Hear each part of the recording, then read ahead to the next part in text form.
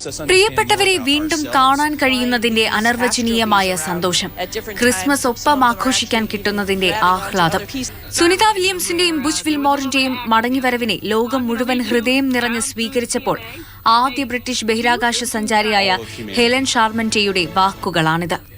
2024 ജൂണിൽ തുടങ്ങിയ ബഹിരാകാശ ജീവിതം മാനസികമായും ശാരീരികമായും സുനിതയെയും ഗിൽമോറിനെയും എങ്ങനെയൊക്കെ ബാധിച്ചു എന്നതാണ് ശാസ്ത്രലോകം ഇനി ശ്രദ്ധിക്കാൻ പോകുന്നത്.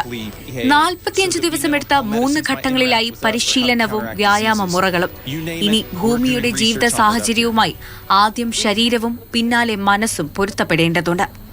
സാങ്കേതിക തകരാറുണ്ടാക്കിയ പ്രതിസന്ധി, അതിനെ മറികടന്ന ആത്മധൈര്യം, അതൊക്കെ മനുഷ്യന്റെ മുന്നോട്ടുള്ള പ്രയാണത്തിൽ തന്നെ വലിയ പാഠങ്ങളാകും. ഞാൻ കാത്തിരിക്കുകയാണ് എന്റെ കുടുംബാംഗങ്ങളെയും എന്റെ വളർത്തുനായയെയും കാണാൻ, സമുദ്രത്തിലേക്ക് പതിക്കുന്ന ആ നിമിഷത്തിനായി.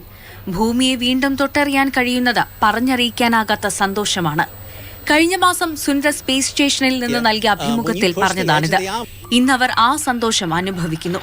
ശാസ്ത്രലോകം മനുഷ്യന്റെ പുതിയ പ്രപഞ്ച പ്രയാണങ്ങൾക്കുള്ള ദൌത്യത്തിലും. International desk, Mathrubhumi news.